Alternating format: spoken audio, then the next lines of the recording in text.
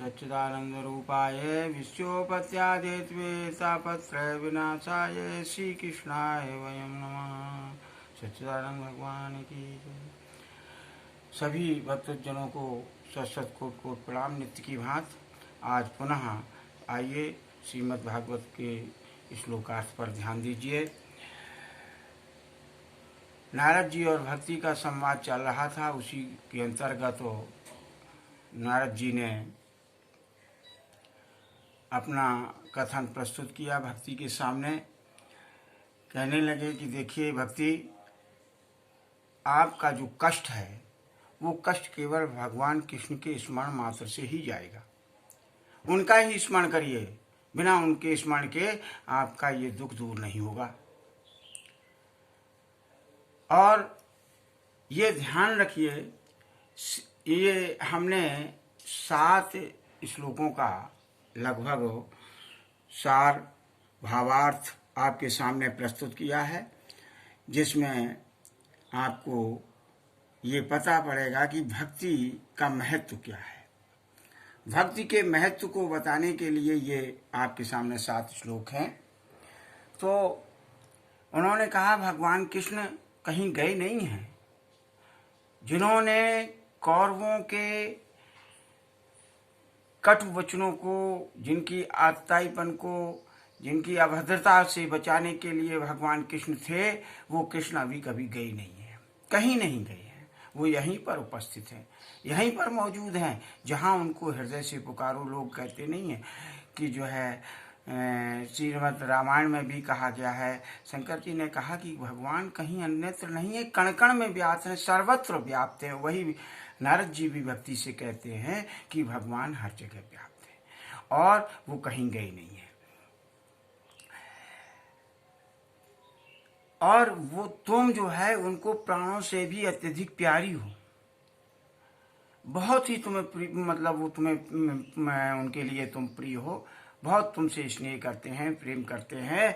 और यहाँ तक कि तुम्हारे बुलाने पर, तुम्हारे आह्वान करने पर वो अति दरिद्र या ऐसे कहिए दुष्ट प्रवृत्ति के, नीच प्रवृत्ति के लोगों के घर में भी आ जाते हैं। कहने का तात्पर्य ये कि जहाँ तुम्हारा निवास होता है, जहाँ तुम पहुँचते हो, वहाँ भगवान निश्चित रूप से विराजमान होते हैं और वो पहुँचते हैं। तो यदि आपको भगवत भक्तों, मैं अपनी तरफ से कह रहा हूँ कि यदि ईश्वर की कृपा चाहते हो, ईश्वर की जो है अनुकंपा चाहते हो, तो निश्चित रूप से भक्ति का आश्रय लीजिए, भक्ति का सहारा लीजिए और तभी भगवान आपके पास आएंगे। भक्ति प्रमुख है और भक्ति सत्संग से मिलेगी। तो आप देखिएगा, उन्होंने कहा भगवान के विषय में नारद जी कहते हैं कि जो है सत्यादि त्रियोगे मुक्ति साधको, सतयुग त्रेता द्वापर में मुक्ति का साधन जो है आपका तप समाधि है, ये सब है। तप के माध्यम से, योग के माध्यम से आप जो है भगवान को प्राप्त करेंगे। लेकिन देखिए कितनी बड़ी बात कही, कलयुग में न तप चलेगा, न समाधि चलेगी, न योग चलेगा। अष्टांग योग जो भगवान की प्राप्ति के लिए अंतिम में दिया है समाधि, वो नहीं यहाँ पर होगा। क्या होगा? देखिए श्रीमद् भागवत का श्लोक, कलौ तु केवला भक्तिर ब्रह्म संयुज्य कारिणी, कलौ तु केवला भक्तिर ब्रह्म संयुज्य कारिणी। इस केवल शब्द पर, केवला शब्द पर आप ध्यान दीजिएगा। ये कहती है केवला शब्दों की केवल भक्ति के माध्यम से ही भगवान को प्राप्त किया जा सकता है और कोई साधन नहीं है किसी प्रकार का। केवल आप ही केवल ऐसी हो जिसके माध्यम से भगवान को प्राप्त किया जा सकता है, उस पर ब्रह्म परमात्मा को प्राप्त किया जा सकता है। और आप, उन्होंने कहा सदरूपाम त्वाम सचर, अपने रूप से तुमको प्रकट किया है। तुम्हारी उत्पत्ति हुई है भगवान के रूप से। जब तुम्हारी उत्पत्ति हुई तो तुम एक हाथ बांध करके ये कहने लगी कि जो है भगवान आज्ञा करिए। क्या आज्ञा है? प्रणाम किया और आज्ञा बताइए हमें क्या है। तो उन्होंने एक शब्द कहा श्रीमद् भागवत में, मद भक्तान पोषयति, मेरे भक्तों का पोषण करिए।